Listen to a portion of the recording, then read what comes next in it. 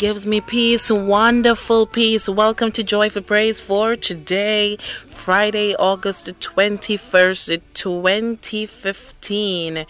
What a privilege to be here today to continue to give God praise mid-morning, our spiritual refreshment here on NBC and in our lives as well. Sometimes we need this sort of boost, to continue our day, having a hectic time in the office, even at home doing household chores. You need that encouragement.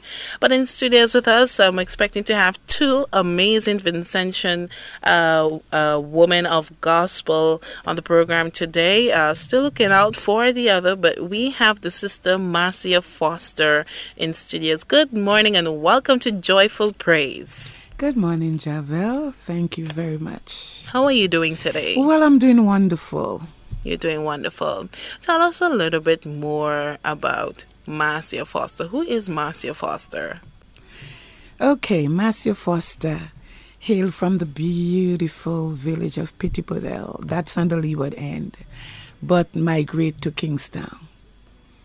And Marcia Foster started singing and writing at a very tender age. Presently, I am a member at the Kittels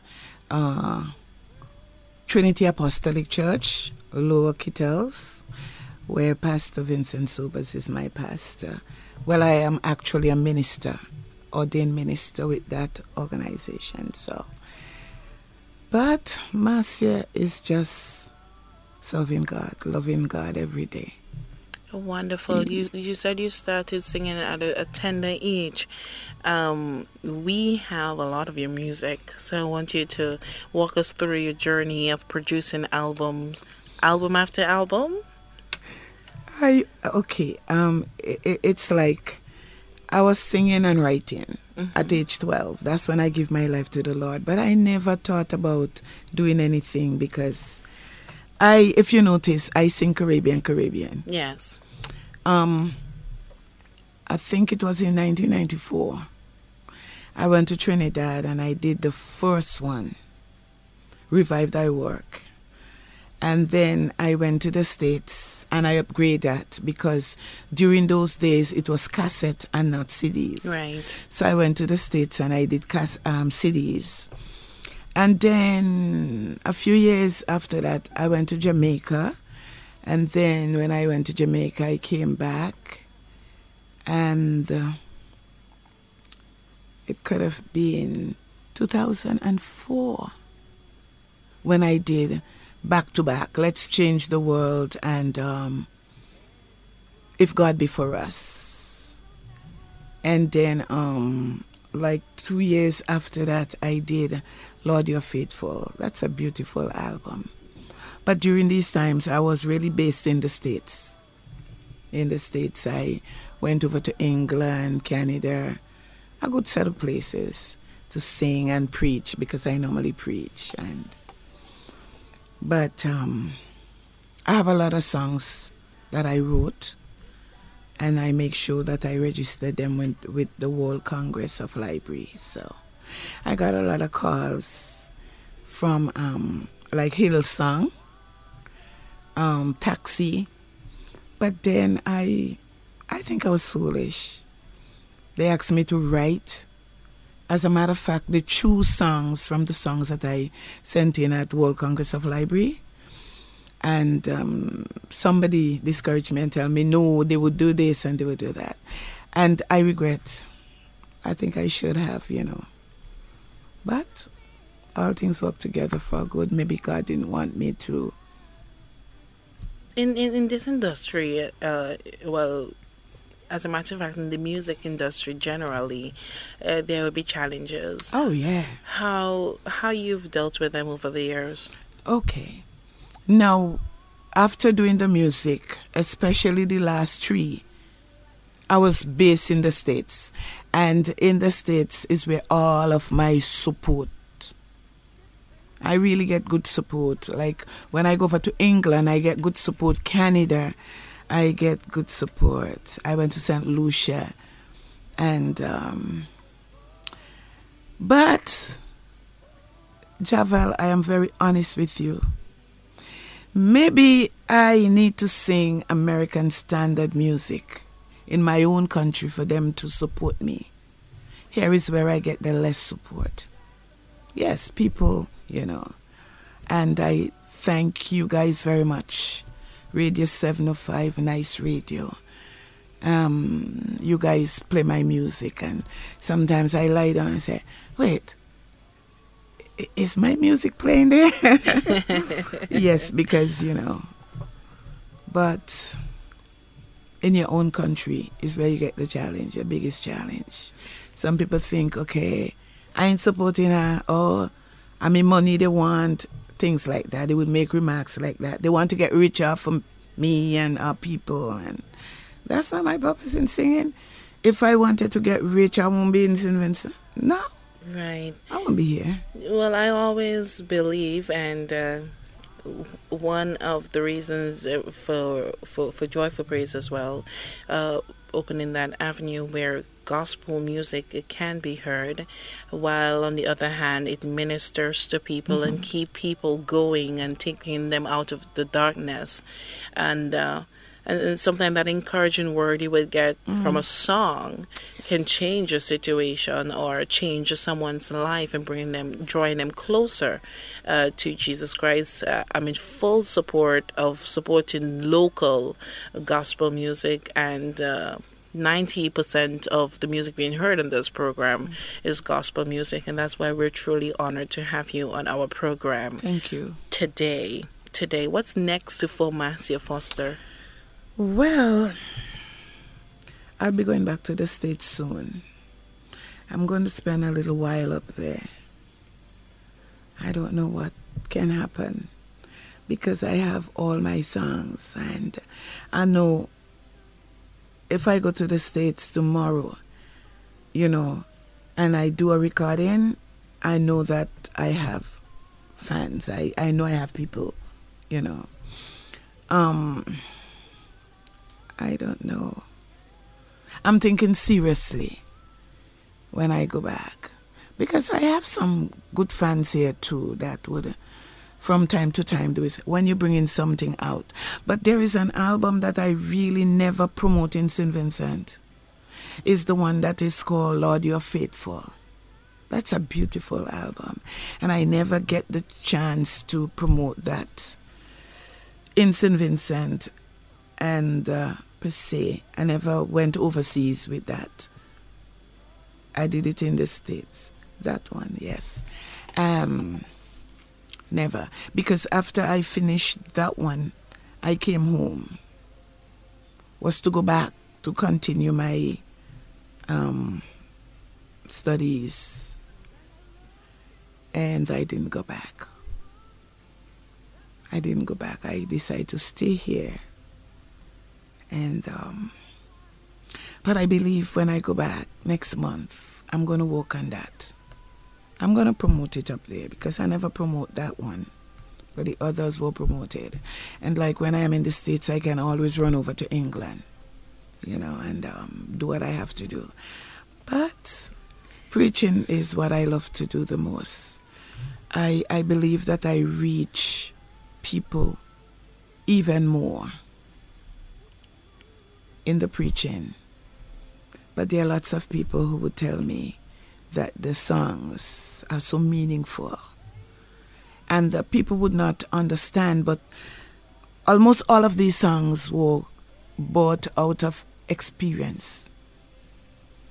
You shared your experience through song to uplift those who listen to your music. Depression, anxiety, suicidal thoughts. There's so many things that can attack us, and the enemy always have a plan in place for persons who draw closer to God, or for persons who want to make that decision to get to that stage. You've been faced with so many situations, some very hard circumstances. As most people would say, these are some hard times we are living in. I'm sure you have an encouraging words for persons who are going through that at this time. would you share with us this morning? Of course. Like that song, Peace. I remembered exactly when I wrote that song. I was going through some situations that, if you listen to the second verse, it says that there were times when I thought it was better for me to die. And I reached a point, I used to say, it doesn't matter me. If I die, I know I'm going to be with the Lord. So therefore, it didn't matter me at all. Because I believe that when you're a child of God, and especially if you know that you are in touch with Him, you're walking with Him, death is just homegoing. And I remember that morning, I was sitting on the floor. I was in the States, and I was doing my studies because I had exam the next day. And that is when I heard, peace I leave with you. My peace I give unto you. Not as the world giveth, give I unto you. Let not your heart be troubled, neither let it be afraid. And immediately, I grabbed my pen and I start writing that song. I just sit on the ground and I wrote that song. And even when I went into the studio, that song means so much to me that no matter what your situation, your circumstances might be, God promised that sweet inner peace that only Him alone can give. The world can't give that to you. The world can't take that away from you. And in spite of all that I may have went through, that sweet peace, there are decisions that I had to make. And guess what? Is that sweet peace that kept me. Because you know when you make the right decision, that sweet peace would be there to say, yes, you do the right thing. For persons who don't know the Lord, or persons who have not made that decision to give their life to Christ, what words of encouragement do you have for them this morning? Well, my words of encouragement to them is the best life. Is the best life that one can ever live. I believe, one, if I did not give my life to Christ, especially at that young and tender age, maybe I would have already died physically. Because when you're going through certain things as a person who have not yet accepted Christ, you would not have that grace, that peace. You know, so then you just succumb to whatever. If the devil say, do that, you do it. Do that, you do it. And most of the time, people do things just to find satisfaction. And I say to people all the time that there is true satisfaction in serving God. I have no regret about serving the Lord. Sometimes I say to people, I give my life to Christ so young. Things didn't work out in areas of my life, you know, the way that I would have loved it to be. But yet, if that would have worked out in my life, the experience, the wisdom, the knowledge, everything that I have gained during my experiences, I would not have it. You know, I would not have it. I would not have been able to encourage somebody and say, hey, no matter what the situation, hold on to God or give your life to God and you would see what God will do for you. So I encourage people, give your life to Christ. It is one of the most beautiful decisions. I said there are two important decisions that we have to make in life. One, the most important, is receiving Christ as Savior.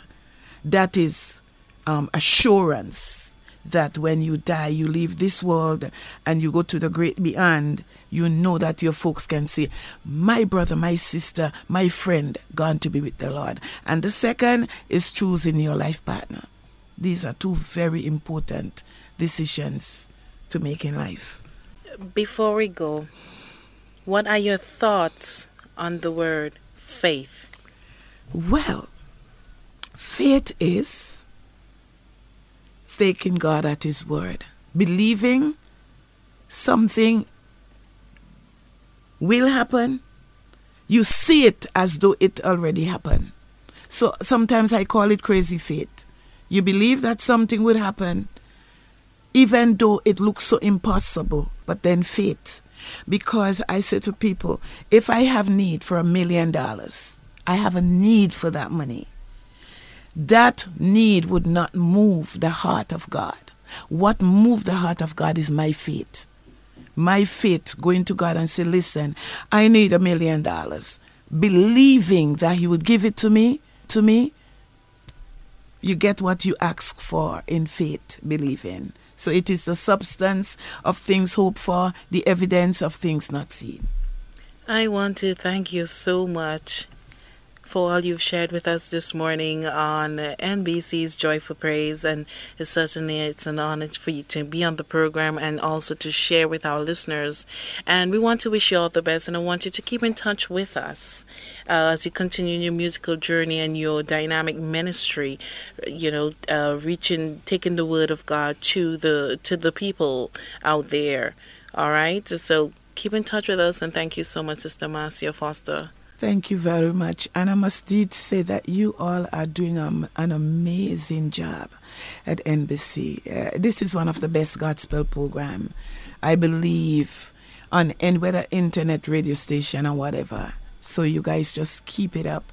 You all touching a lot of people. They might not say it, but I hear people talk. God is greatly to be praised. Thank you so much. Thank you. Have a blessed day. You too, thanks.